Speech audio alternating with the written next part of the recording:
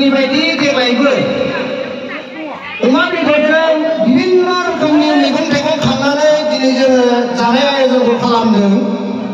बे जानाय आयोजननि हाबाफारिया जागासिनो दं।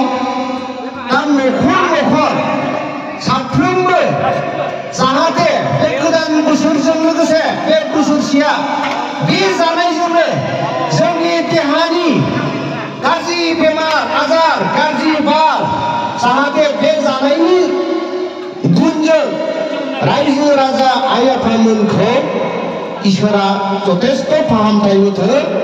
बे खारनाव जों दिनै बे जानायखौ हिन्दु समाज हिसाबै जोङो परम्परा भाबै मानिबोगासिनो दङ।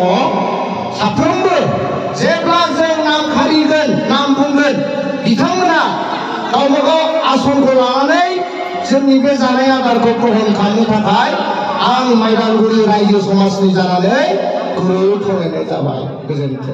गोजोन्थों। हाय गाइस, आं दिदोम ब्लग इउटुब चेनेलनिफ्राय बयखौबो आंनि गोसो गोरबोनिफ्राय खुलुमनायखौ जासिहरनाय थाबाय। नै जोंहा गोदान बोसोर रंजालि बैसागु दिननिफ्राय जाजेनबायानो नोंथांमोनहाथ' मिथिखासिगौ।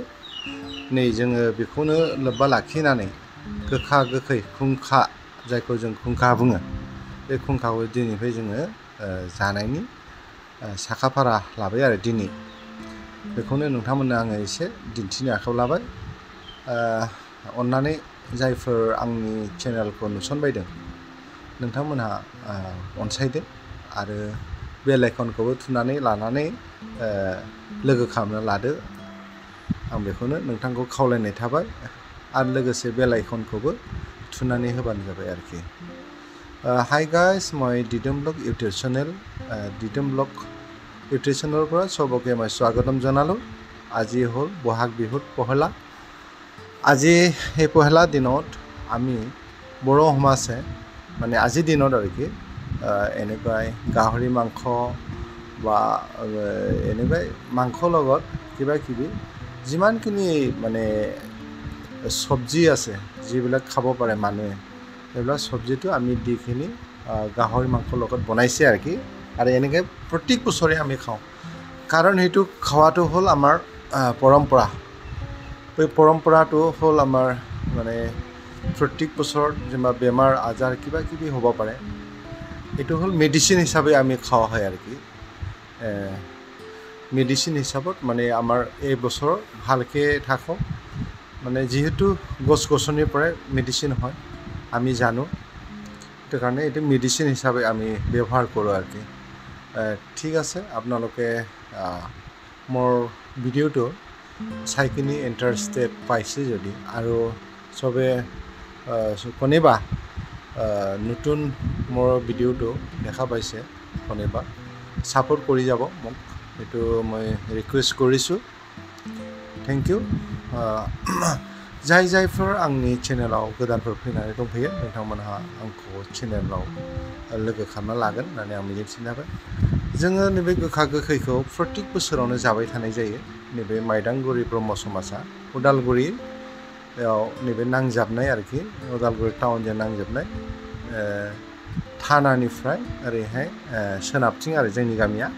बे गामियाव जोङो बिदिनो बोसोरफ्रोमबो नैबे खुंखा जानायखौ जोङो लाबाय थायो आरोखि आरो जाबाय थाखायो, बयबो जाखायो, खिन्थु आङो बुंनानै लाबाय आरोखि। आं जेनेबा बयबो मिथिखासिगौ।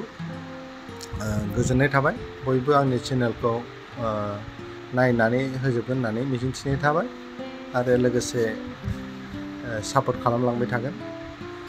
जोङो बे जानायनि मेन थांखियानो जाहैबाय बे बोसोराव जोंनि मोदोमाव बेमार आजार माबा माबि बेफोरो दाजाथों, जोङो मेडिसिन हिसाबै बाहायनाय जायो।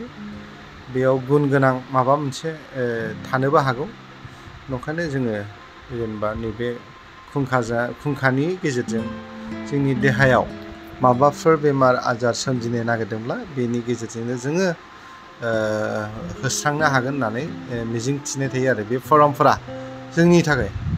बेखौनो नोंथांमोननो आङो फोरमायनाय थाबाय। नोंथांमोनाबो मिथिखागौ, थेवब्लाबो आंनि भिडिअनि गेजेरजों नैबेखौ फोरमायनाय जाबाय आरोखि। गाइसमोन मोजां मोनदों गाज्रि मोनदों अन्नानै कमेन्टआव आसि दिन्थिना खोन्थाहरगोन आं मिजिंथिनाय थाबाय गोजोन्थों।